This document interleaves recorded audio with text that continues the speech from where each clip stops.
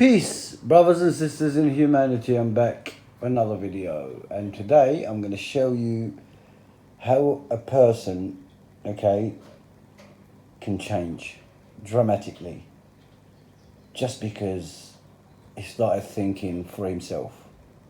Alright, this is a video from Titans TV. It said fight breaks out over Satan versus Muslims. Sarah versus Muslims, Speaker's Corner. Okay? All I'm going to show you here is to watch Brother Ahmed. I think his name is Ahmed. Anyway, I think his name is Ahmed. I'm not really sure. But, alright, let's just listen to this bit. So you know exactly. Watch this video. It's basically this guy on the left, his name is Sarah, brought out a hadith from Sahih al-Bukhari and Sahih Muslim. It's in both of them. Is from who else apart from Abu Huraira, right? Abu Huraira's hadiths are mental, are mad. Alright, the hadith says that the Prophet said, when you wake up from sleeping, alright, you have to do ablution and you have to wash your nose 3 times because that's where Satan sleeps. So basically, Satan sleeps up our noses when we sleep. That's the hadith, honestly. I'm not making this up. It's a proper hadith, and it's sahih. And Albani as well said it's sahih. So this is the sahih, okay? According to them, none of them to me are sahih, right?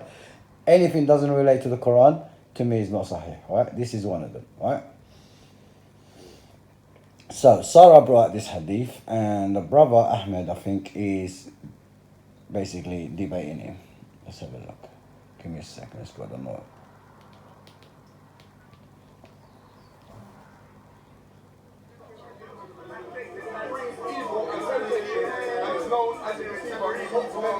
Humanity astray. Do you agree? Okay, so it's a figure that leads humanity astray.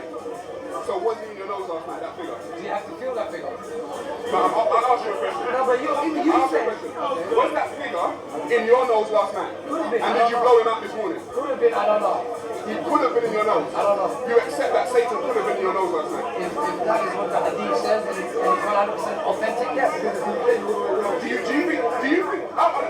you think for yourself? And I'm not here to ridicule Brother Ahmed, right? He's a decent person. He's a very decent person. He's very smart as well. He knows what he's talking about now. Not then, but now, okay? I'm going to show you another video about him soon. It's just to show you, because obviously I can't show you how I was thinking, because I don't have a video about that, and how I used to argue with people over the hadith. I was certain the hadith were like part of the religion, part of Islam then. I haven't got another video of me, otherwise I'll show you myself, but I can see that you don't see a lot of videos like this, so this video is in a way unique from a person really believing in hadith and really not using his head, and then you're going to see the after. Allow the hadith to think for you. It doesn't sound like it. Why not? Because it sounds like whatever you said, whatever the hadith says, then yeah, that's what it is. If it's authentic, yes, I accept it. But I wonder, why don't you think to yourself? Why do you think, you know what, in my nose last night, as I was sleeping, how likely is it that there could have been Satan in my nose? Why don't you allow yourself to think that? I have. And you agree that Satan was in your nose or not? But he says he was though. It doesn't say could have. There's no room for could have. It says Satan was in your nose. That's what it says, that's what it says. Then Satan was in your nose. You accept? No, not could have.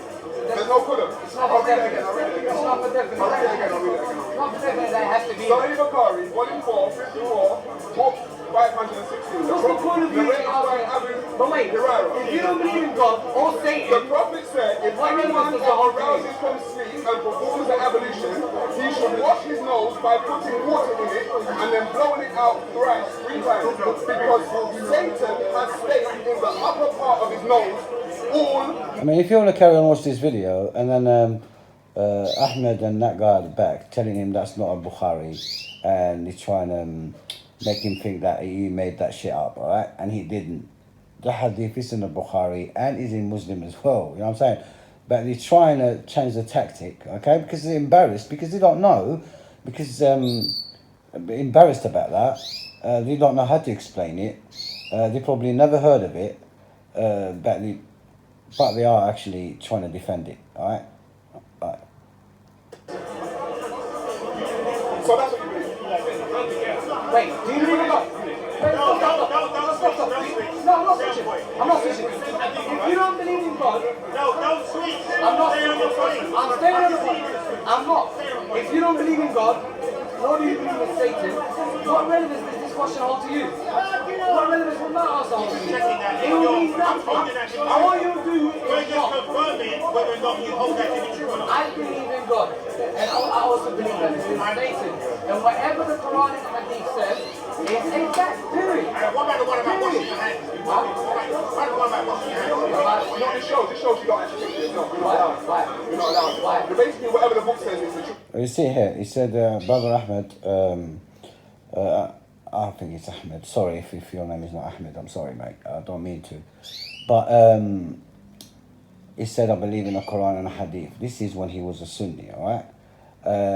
He's a very smart guy, though, yeah? And I know a lot of smart guys, they're still Sunnis to this day, you know what I'm saying? Because they just haven't started thinking yet. But thank God, I've got a live example. This is what year was this? 6 years ago, okay? This 6 years ago. Let's watch a little bit more, then I'll show you the other part. Even if you don't feel it, even if you don't feel You Satan keep in your saying nose, feel it. You keep saying Satan was in your nose. You keep saying feel it. In order for you to say So feel did you it, do it? Did you you go want to out? know? Yeah, but did you In go order out? for you to say feel it, can you tell me what is Satan made of? You said it was a figure. According What to is he made of? Figure of what? Figure of what? Oh, according to A you. speech is a Oh, hang figure. on. According to your book, it's made of smokeless fire. So you don't have to feel it. Well, fire. You probably feel fire in your nose. Smoke less. I'm not gonna lie to you. You probably feel fire in your nose. Smoke Probably less. burn. Smokeless fire, but it's still burning though. Fire's still hot. Oh, fire's not hot. Smoke less fire. Yes, but it's fire hot or What cold? is it made of?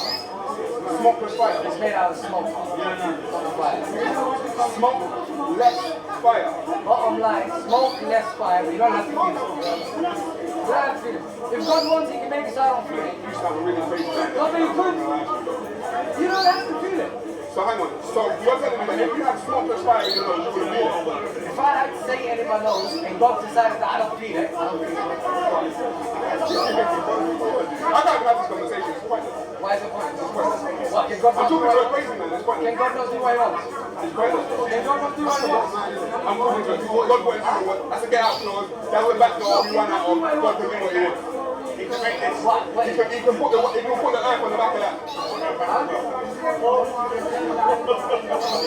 put the earth. And it's true, there's a hadith when there's like the earth is actually on top of a well. A well like a fish. Like a big fish like that guy's holding.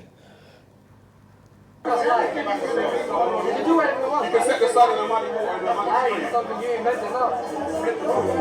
At some point, you got to learn to speak for yourself. You're not on anything. At some point, you got to learn to speak for yourself. That's it, that's perfect. That what Sarah said, sometimes you got to think for yourself. And alhamdulillah, we say, all right, Brother Ahmed now sees the light.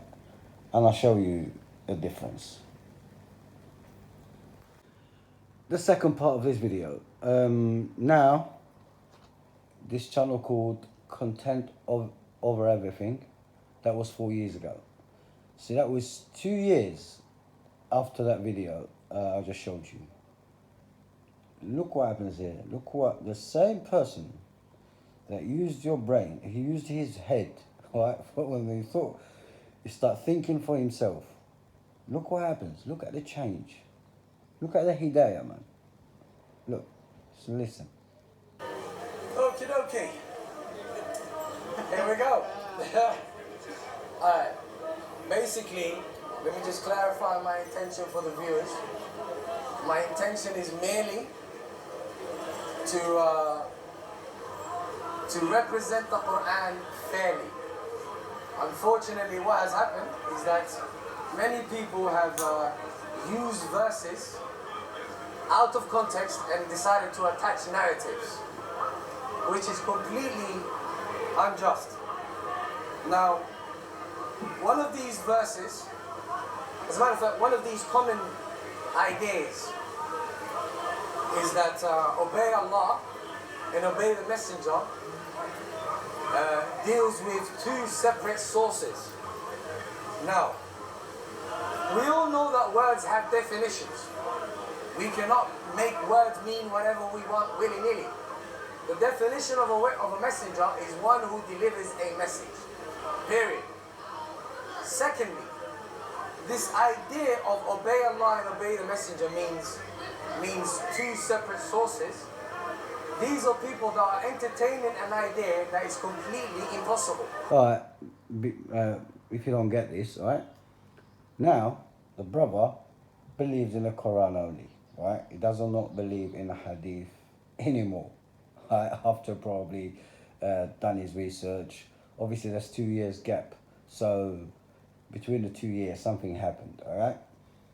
And what happened is exactly what happened for me and for other people that I know. As soon as you start researching and thinking for yourself and go through the Hadiths and the science of the Hadith, you realize there's something wrong. So, your next step is to try and learn the Quran. The Quran that they always told us no one can understand it except few people that lived 1,000 years ago. So, as soon as you start reading the Quran, trying to understand it, you're going to feel lost. You're going to feel scared. You're going to have doubt, a lot of doubt in your head. That's the best thing that could happen to you. Alright? Do not be scared. Do not think, I'm going astray, or do not think anything. Just study the Quran. Alright? And then you know. And then God, what happens? Allah will just switch the light on. Alright? It seems to you like you was in a dark room, like you couldn't see nothing, and just someone turned the light on. So you start seeing everything. That's exactly what happens. Alright, now the brother is contesting with the Sunnis, or arguing with the Sunnis about when they use the Quran out of context. And they're trying to tell you, follow the Prophet, it's actually follow the Hadith. Right? That's what the verse says in the Quran. When the verse tells you in the Quran, follow, obey God and obey the Messenger, they tell you that you're supposed to go to the Hadith. That's how you obey the Messenger. And that's absolutely bloody wrong. That's 100% wrong. It's nothing to do with it. They even have a Hadith that the Prophet told them to just follow the Quran, not him. Come to those hadiths that they never tell you about them, or they tell you they're weak or something, yeah? So, just keep listening, please. What they're trying to entertain is that you could possibly obey Allah without obeying the Messenger. It is a logical fallacy. It is impossible.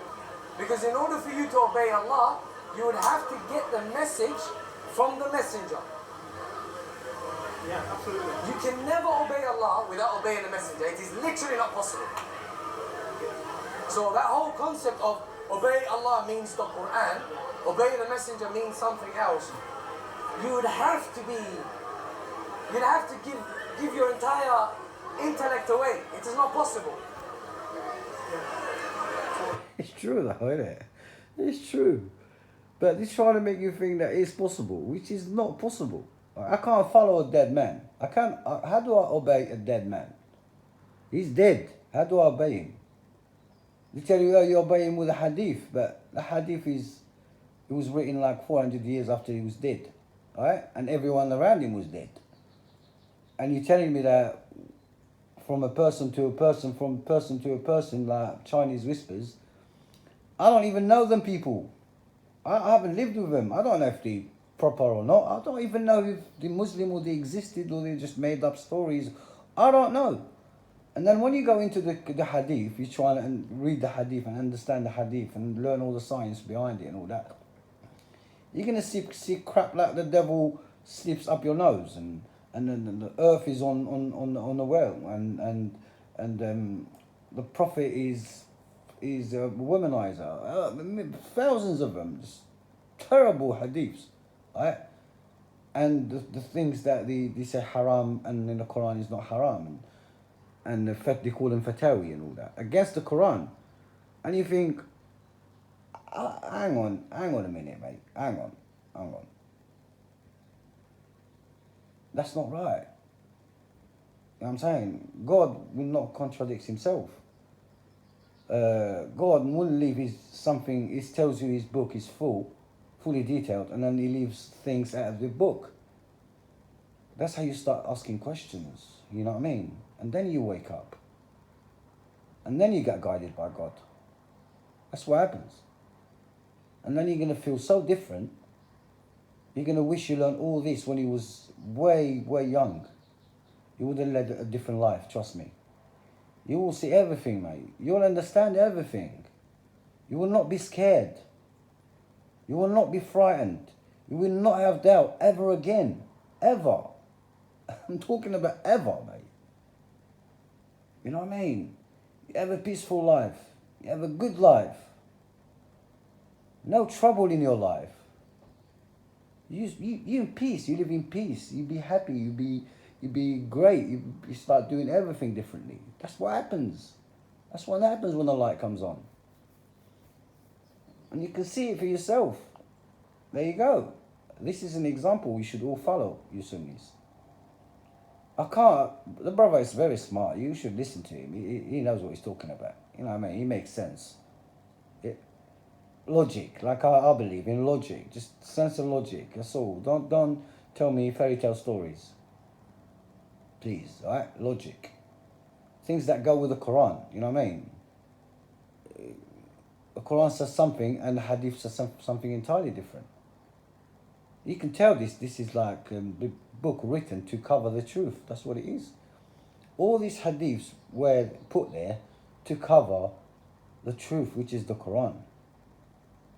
And then all these Hadiths gave the name Islam a very, very bad name. The word jihad, they gave it a very, very, very bad name. Do you know what I'm saying? They gave everything a bad name, these Hadiths, man. That's why most people in the world now think Islam is evil. Because of them Hadiths. But as soon as they start reading the Quran, it's entirely different. Entirely different. Literally. So that's that. Hopefully I don't have to try. Do I even need to go further on that? Or do you think that's a bit straightforward? I think maybe elaborate a little bit more on this understanding of the role of a messenger. Well, because what people fail to understand is that you'll nowhere in the Quran find what Allah will say, obey Muhammad or obey the Nabi, you will find nowhere that Allah say obey the Hadith of Muhammad or obey the Hadith of the Rasul or obey the Hadith of the Nabi, and neither will you find in the Quran where Allah will say or follow the Sunnah of Muhammad or follow the Sunnah of the Nabi or follow the Sunnah of the Rasul. Or follow that which is attributed. Yes. That's what it really is. It's attribution. It's always, what the Nabi delivered was the Quran. And if you look at every time that Allah uses the word Quran in the Quran itself, it's never associated with any other book or any other scripture outside of it. It's very, what's the word I'm looking for? It's very clear and precise. Straightforward. So I think what we got to understand is, so the understanding of the messenger is that it's always Atiullah, Atiul Rasul, because you're obeying Allah by obeying the messenger. Absolutely. And that's the whole point. You can't obey Allah if you're not obeying the messenger. Absolutely. And the job of the messenger, the role of the messenger was to deliver the message. Absolutely. So that's why it's Atiullah, Atiul Rasul, not Atiul. Anyway, even the person next to him, it seems that he knows what he's talking about as well. He's been guided, obviously. Do you know what I'm saying? That's what it's been guided like, guys. Alright, that is what it's been guided like. Alright, and then you realise in Islam there isn't any man worship or mosques like they go and pray today. Yeah, because a masjid is something entirely different. Do you understand? Or go up and down 5 times a day and all this man worship and imams and all that. Islam came to actually take all this away. Whatever the Jews and the Christian have like priests and rabbis and all that, Islam came to actually stop all this. Stop all this. There will be no imam. Your imam is the Quran. because it's got everything in it. You don't need anyone to go to.